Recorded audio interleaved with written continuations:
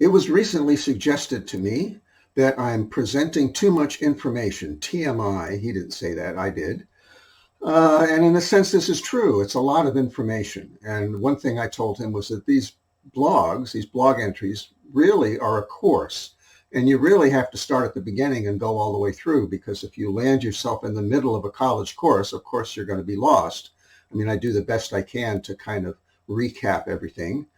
The other thing is that this is very complex by its nature. It's inherently complex. And the reason is that we have myself in the 19th century, Matthew Franklin Whittier, an exceptional writer, and Abby Poyen Whittier, his wife, his soulmate, who are both child prodigies. They're both literary geniuses, and I'm not afraid of the G word if it applies, you know. They were, and they both kept deeply anonymous.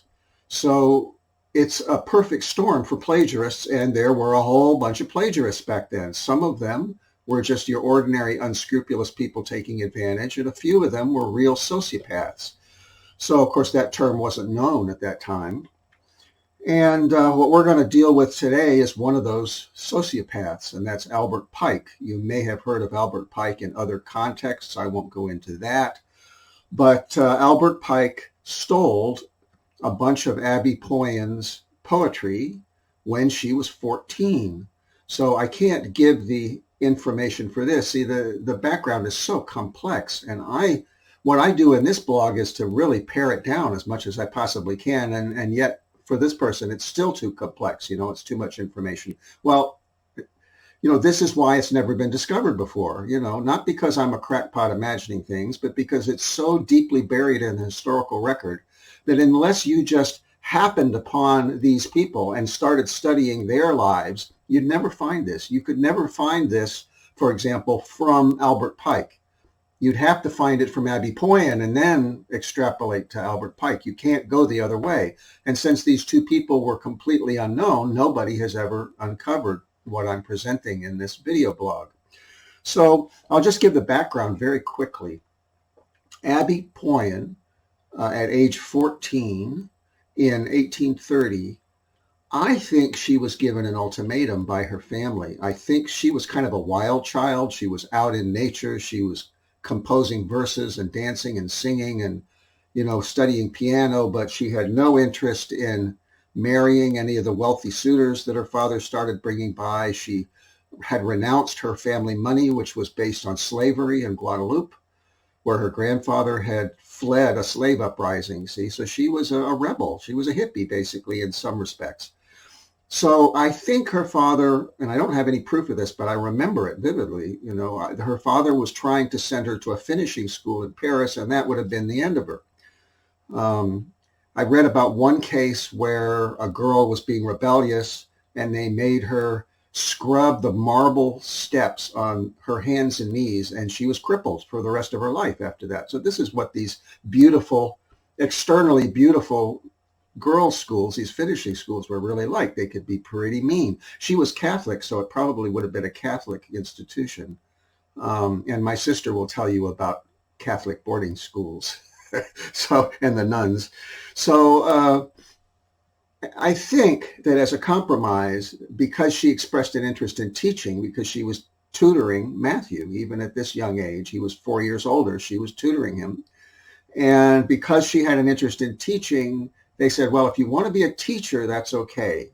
But you'll have to get training. See, and one of the things that she did to get training, this is all conjecture on my part, is that she would have to attend a class. She would have to start attending classes. Well, it just so happened that this young fellow, Albert Pike, who had applied to Harvard and been accepted, but he didn't have money to attend. So he got an education on his own, self-educated, this is what I understand, and he started teaching school in these rural areas.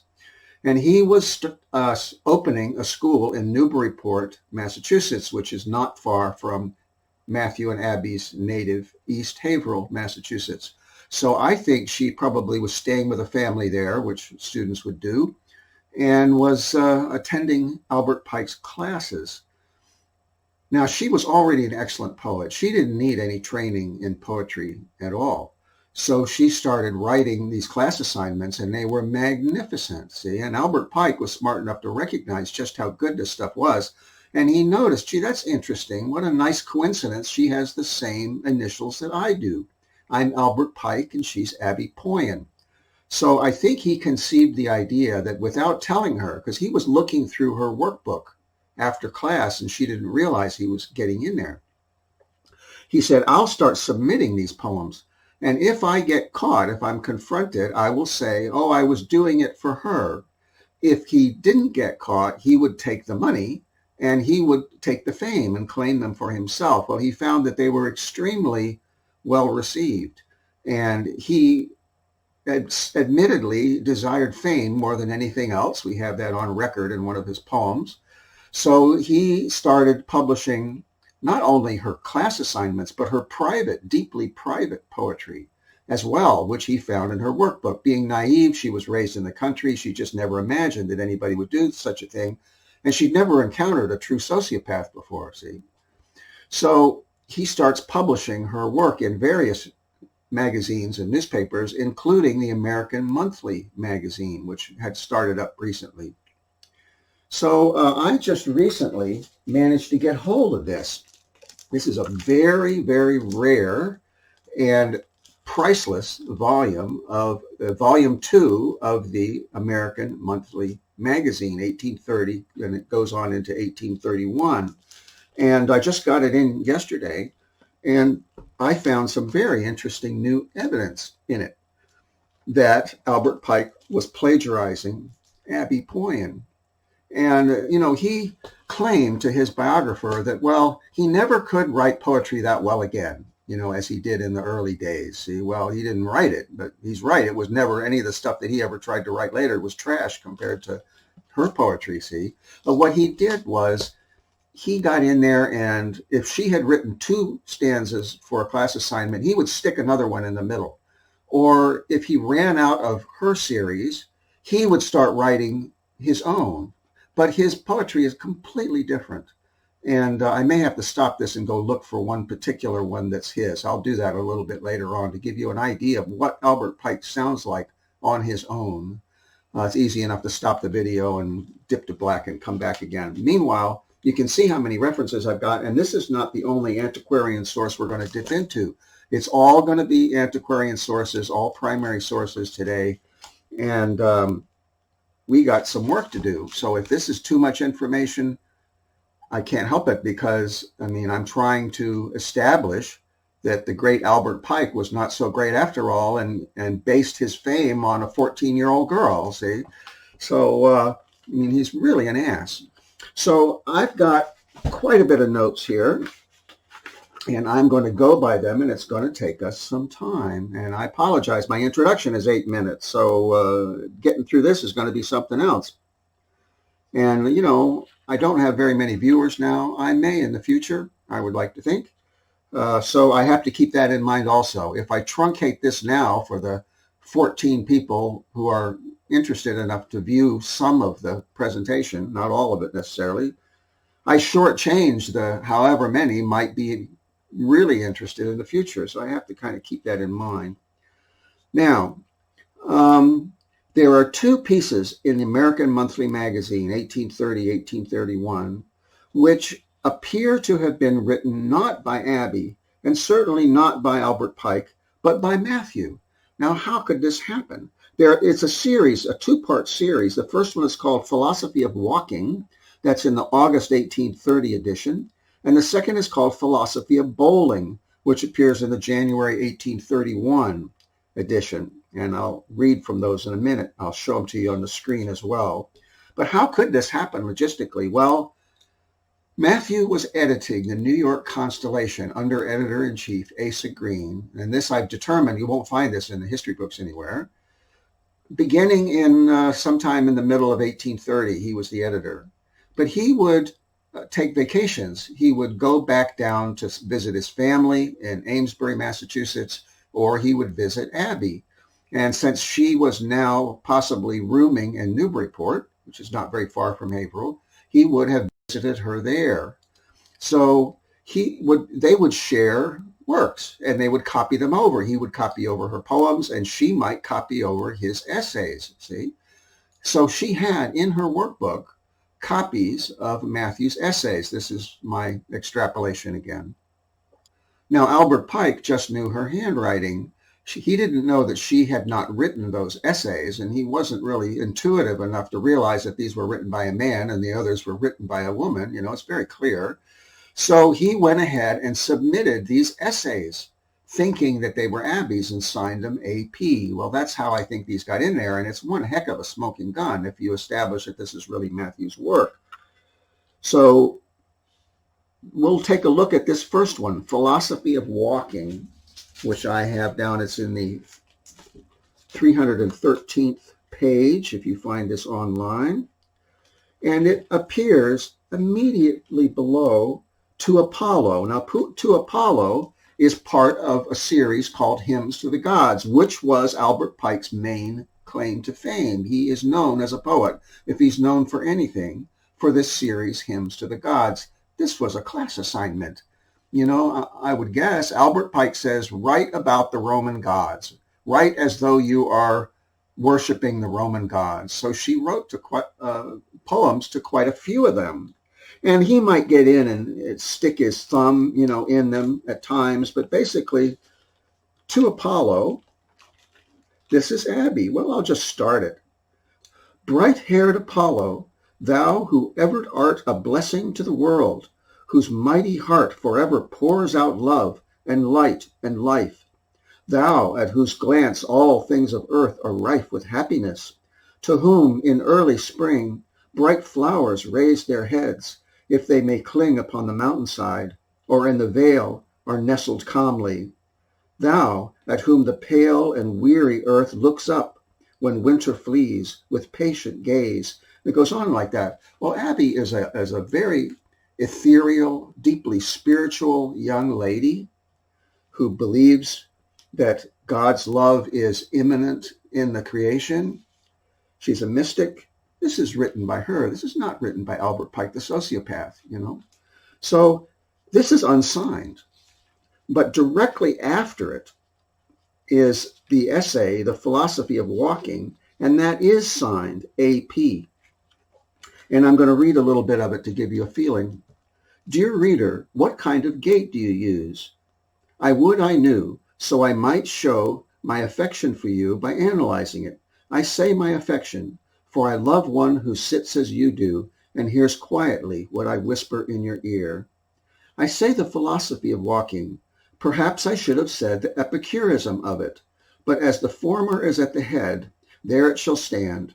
Propriety to the contrary, notwithstanding. Do you recognize that sense of humor in A Christmas Carol in the introduction? It's the same writer.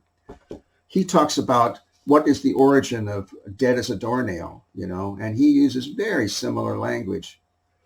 Well, let's get to one example. Let's see. There is your man who walks about as if he were afraid of people, quick and restlessly, troubled with the disposal of his hands, now thrusting them into his pockets, now pushing up his hat, or holding by the collar of his coat, looking to either side of the road through mere awkwardness. I have seen many such people, and those too who ought to know better. And he goes on like that. Well, that's Matthew Franklin Whittier. But it so happens that in the February 27, 1847 edition of the Portland Transcript, there is an unsigned piece, an essay called Legology. And it reads very similarly. Now, I have explained, get this up here. Here's the Portland Transcript, includes 1847. I have explained that Matthew had a habit of bringing back his favorite ideas, his favorite gags, his favorite conceptions. So, excuse me, I had to get the pillow for the spine here. So he did that in this edition of the Portland Transcript, which was a paper that he frequently contributed to. Sorry, this is awkward. I've got a little table and I have to get these pillows under the spine to protect it. So I'm going to bring down my light. This is all informal here among friends, hopefully. And Here we have legology, and underneath it's signed by a knight of the calfskin. Now, when I presented my spreadsheet, which showed Matthew's favorite colloquialisms, I mentioned this phrase, knight of the calfskin, knight of the shears, knight of the pen, knight of the quill, things like that. Matthew used this convention in 24 of his pieces. Okay, so this is definitely one of his, and it marks this as almost certainly his essay. So I'll start it out. Now note that Matthew, certainly by 1847, is also a mystic because Abby had taught him. He was slow to come around, but by 1847, he's a spiritualist. He had been a Swedenborgian. He's an esoteric Christian with a study of philosophical stoicism under his belt. But this is what he starts out with. And this is written, see, if you are not studied in mysticism, if you are not a spiritually oriented person, you won't know the difference. But if you have studied mysticism, immediately you will know one of your own. So I have to leave it at that. That the human body is but the casement or prison house of an ethereal spirit is evident from the many ways in which that spirit exhibits itself, peeping, as it were, from its prison windows. It is also evident that although the outward frame confines it, it does not control the soul. The body is but the, quote, clay in the hands of the potter. That's a mystic, a real one, not a phony one like Albert Pike. Despite his 33-degree, attainment in the Masons, he was a phony. This is a real thing. So let me find an example. Here, let us lean against this corner, and as the ever-hurrying stream of life drives along, we will endeavor to get a meaning out of the many ways in which diverse pairs of walking sticks contrive to, quote, get along in the world. Do you see that stout, well-favored man coming towards us? Well, mark how he toddles along, shuffling his feet upon the ground, as though he was afraid if he lifted them up, they would never find their way down again. You see, there is no waste labor there. The legs seem determined to make as little exertion as possible, and their owner evidently approves of their determination. And he goes on, it's the same writer, elaborating on the same theme. So Matthew was the original author of that piece that was signed AP in the American Monthly Magazine in 1830. Exact same person. But there's another one. Okay, and for that we have to go back to the American Monthly Magazine.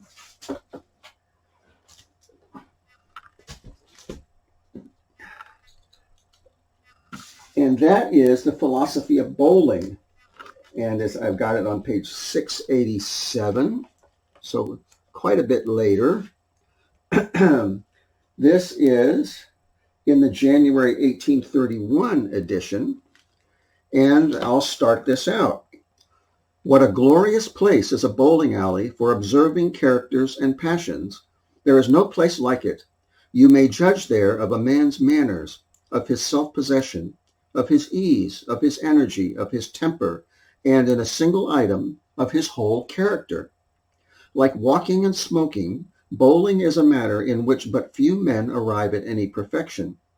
To arrive at grace in it is, in my opinion, a more difficult matter than to do so in dancing.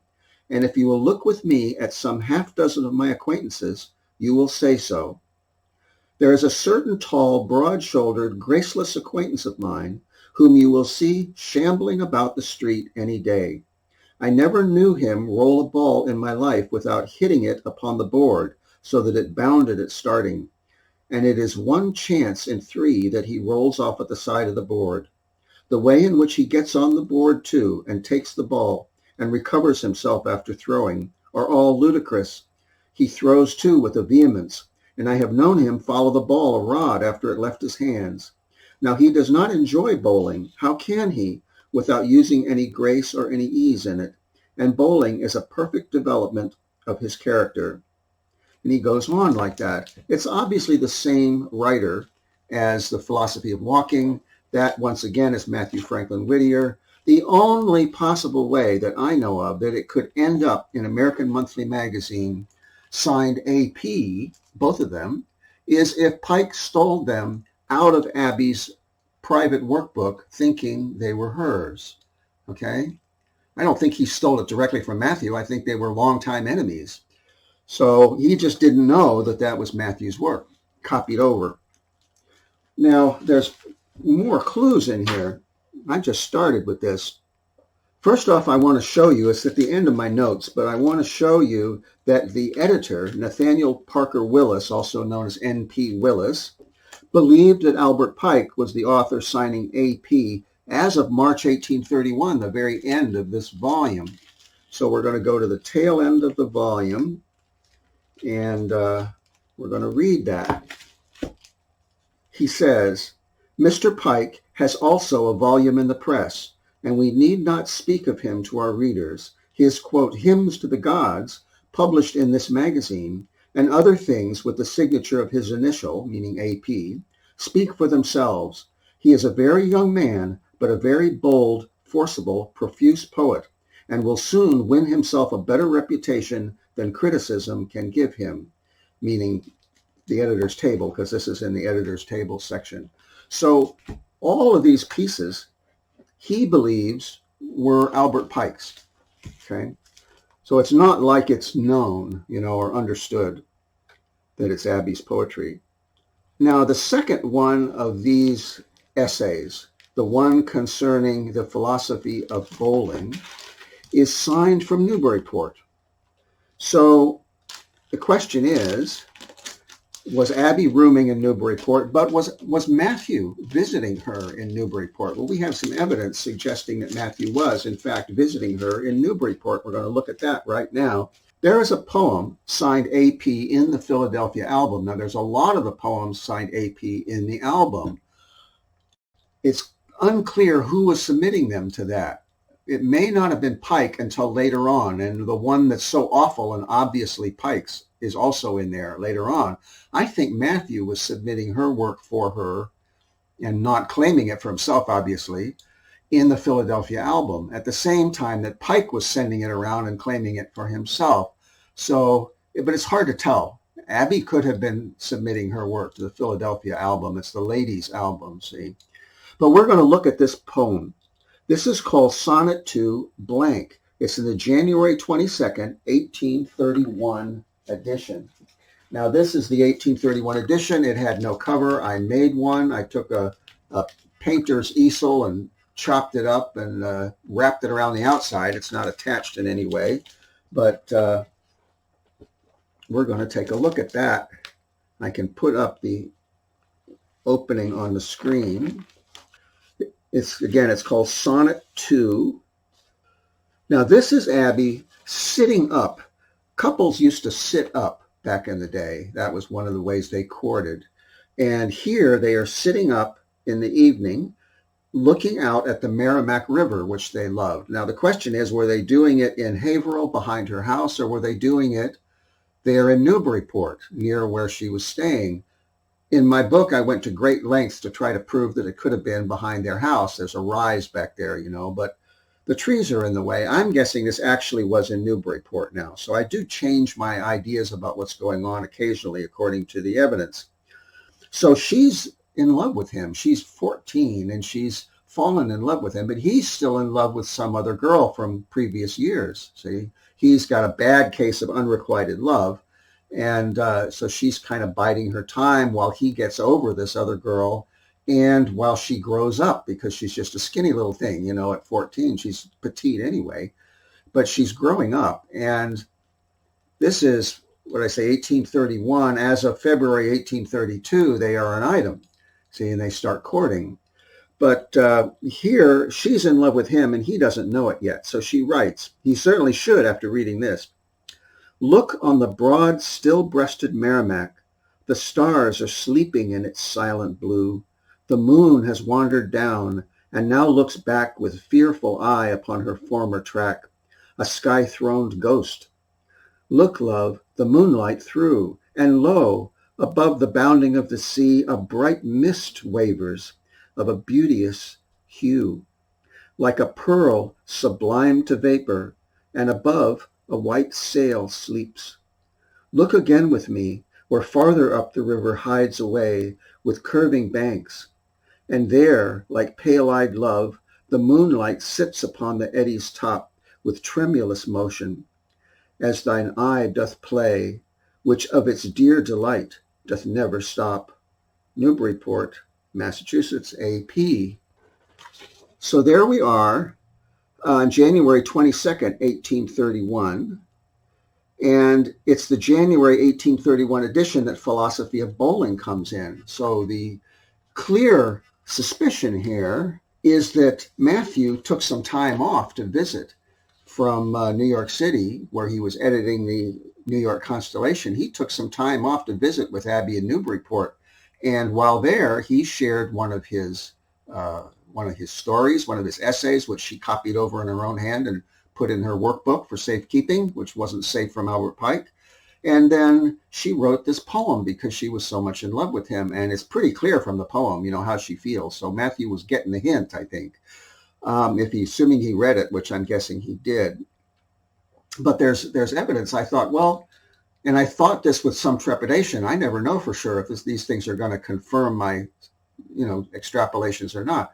So I went into the New York Constellation. I said, if I find that he was writing straight on through this period, and if I find in any of those pieces topical references, like yesterday the clock tower was fixed or anything like that, then I got a serious problem with my theory. I went in, there's just about 2 weeks of a gap there. There's a 2-week gap during this period when Matthew would have been visiting Abby in early January, see? Probably he went home for New Year's or something like that and stayed for a couple weeks and came back around the 14th, so it all fits perfectly, I hope you can see how well this evidence fits together and why I have to go to such lengths to present all of it, because I'm making a case, and, I can't do anything about people that don't have enough motivation. That's for the future. If you don't have enough motivation, other people will. That's all I can say. But I have to make a case, and this has several interconnecting, triangulating pieces of evidence. So Matthew apparently was visiting Abby, who was rooming in Newburyport, taking this class of Albert Pike's. She was writing poetry to him. He was sharing his philosophical essays with her. If you read Wine of Cyprus, and if you read Lady Geraldine's Courtship, in particular, I think Lady Geraldine's Courtship, you will see a few stanzas where Matthew talks about how Abby taught him poetry and how she taught him and tutored him about the classics. And you will find how she listened patiently to some of his cynical philosophy about the world, see? It's all in there. Matthew wrote that poem. It was not Elizabeth Barrett Browning's poem. She just stole it.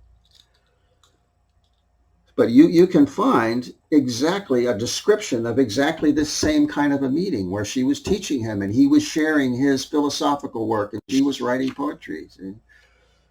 And singing, which she was a musician. Now, let's move on. There's a very strange double printing of one of Abby's poems. And I think I have the answer to this. But in the August 1830 edition, Abby's poem signed Summer is there. This is clearly her work and not Albert Pike's. And we get a little bit later on, I'll just stop the camera and go find that and read you what Albert Pike on his own sounds like. This is clearly Abby, and it is exquisitely beautiful.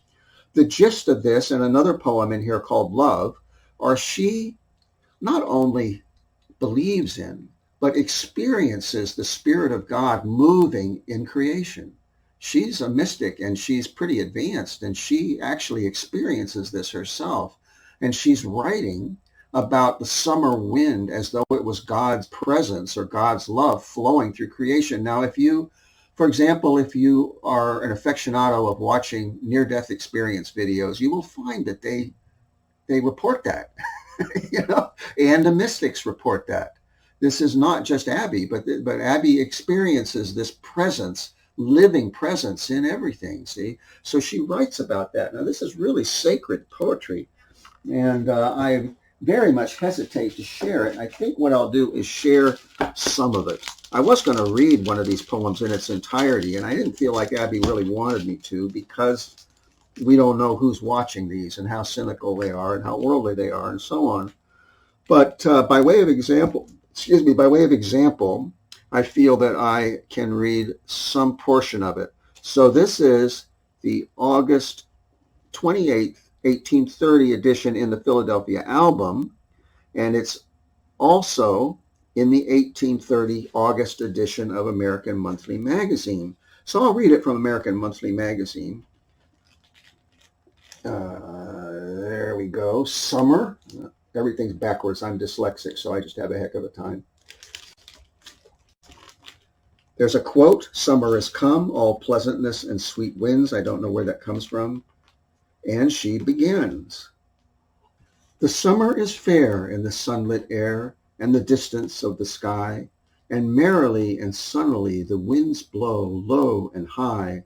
The south's at rest, and the bright pure west, and the wind that dwells between, and the leafy bowers where the silver showers and the winds from heaven lean, and wander through and distill a dew on the lips of the waving leaves, and the cloud floats low, and slow the sun his mist veil weaves, like an ardent lover to spread it over the brow of the silent moon. And there comes a wind, and its tracks we find at midnight or mid-noon. A charm it brings with its unseen wings, and its slight and dewy feet, and every flower with a golden shower of love its fingers greet." That's not Albert Pike. That's 14-year-old Abby, the child prodigy mystic. And it is beautiful. I was feeling it while I was reading it. I hope maybe you felt a little bit of it. Now, the exact same poem appears in the August 28, 1830 edition of the Philadelphia album. It looks exactly the same. It has exactly the same opening quote. There's been no change. The only thing I would note is that right directly next to it is John Greenleaf Whittier's poem, "Christ in the Tempest." And then at the front of the next edition is also John Greenleaf Whittier, "The Destiny." How'd they get in there? My guess is that Matthew submitted all of them. He submitted Abby's poem for her, and in the envelope he put in one of his brother's poems, because they weren't estranged in 1830, and Matthew tried to promote his brother's poetry. He published it in his own newspaper, the New York Constellation. I have 2 or 3, 4 examples of prose and poetry that Matthew republished in the Constellation to give him exposure in New York. And then I think that Matthew submitted to the Philadelphia album to give his brother exposure in Philadelphia, in the major cities. And he also submitted Abby's poem for her.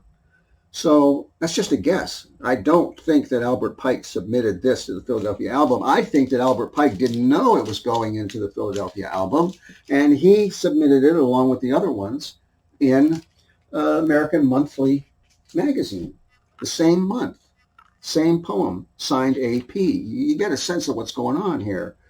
Now, there's more evidence to this. And the question that came to my mind is, but wouldn't Matthew have noticed? Maybe he didn't read American Monthly, because Matthew apparently only read certain volumes, only certain periodicals, primarily. Once in a while he might dip into others, but there were certain ones that he liked, like everybody else. So it may be that wasn't one of the magazines that Matthew frequently read. It was kind of, it was prestigious. That's the word I was trying to think of. That was a prestigious journal. N.P. Willis was a big figure, and he didn't really have much chance probably of getting published in it anyway. You had to be somebody or know somebody to get published in that one. So it may not have come to his attention until August, that, oh my gosh, Albert Pike has been publishing all of this work as though it was his, see? So it so happens that after August of 1830, there are only 2 more instances where the Hymns to the Gods series is found in American Monthly Magazine, and both of those were written by Albert Pike. They're by subject. See, Albert Pike was a worldly guy. He liked war. He liked drinking. He liked hunting. So all of a sudden, what used to be this ethereal little 14-year-old child prodigy writing about the stars and the spirit of God, moving like wind through the creation. Suddenly, you've got Albert Pike writing about the gods hunting and drinking. Okay, so it's clearly his work. So apparently, I don't think that Abby confronted him. I think that she didn't dare, because if he put a bad word in to her father, he would have yanked her from the school and sent her to Paris in a heartbeat. So she was in a tight spot. She didn't dare displease her teacher. So I think what she did is she just started taking her workbook home.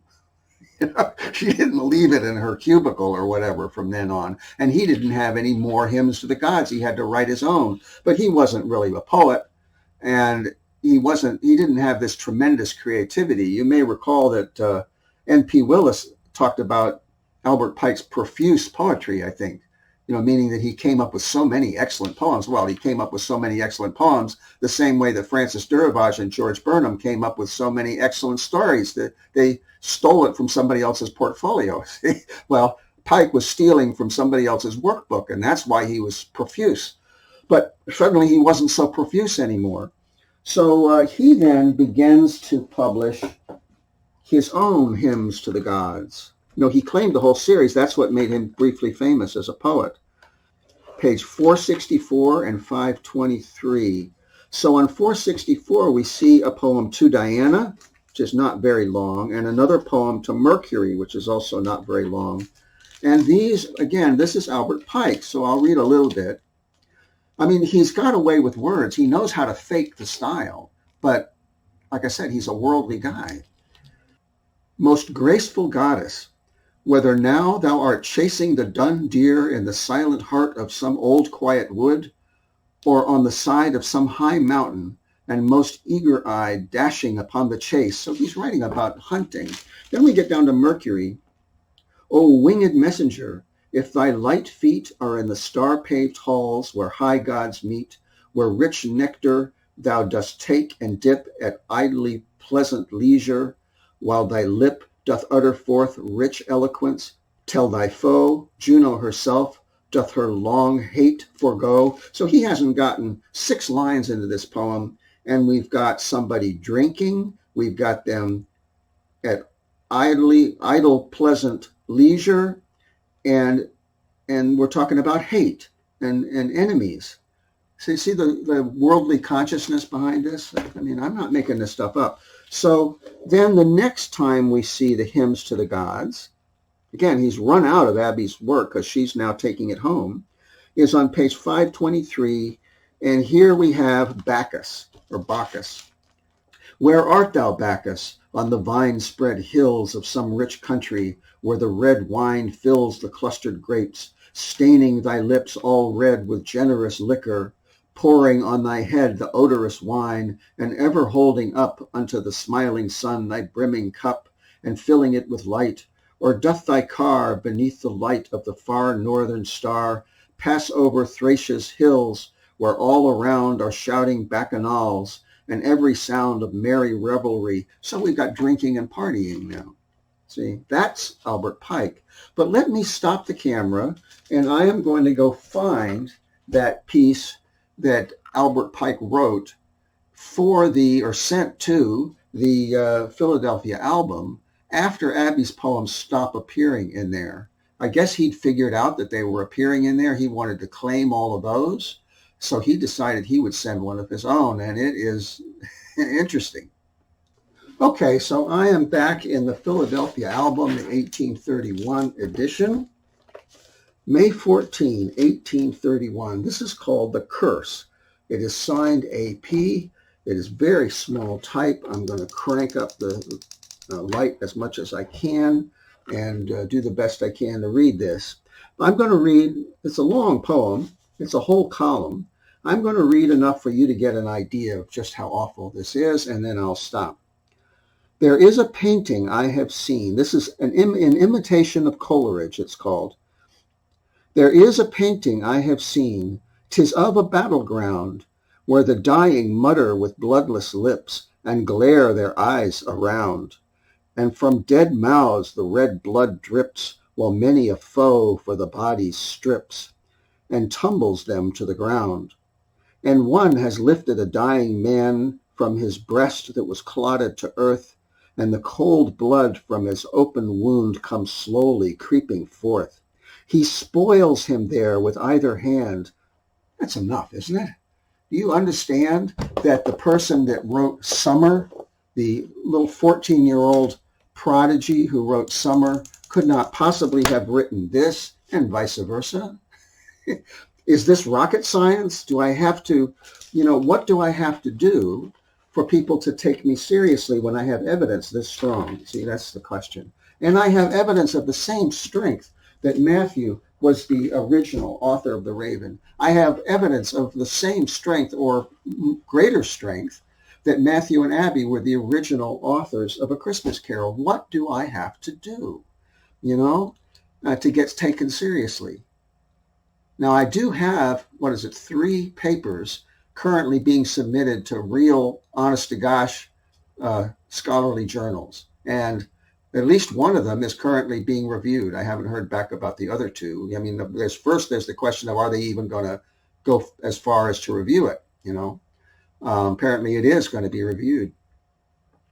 But, this is the question. What do I have to do? What strength of evidence do I have to present? And what happens is that if it's good evidence, people say, I don't have time. Too much information. You're presenting too much information. I don't have time to watch this video, this nonsense.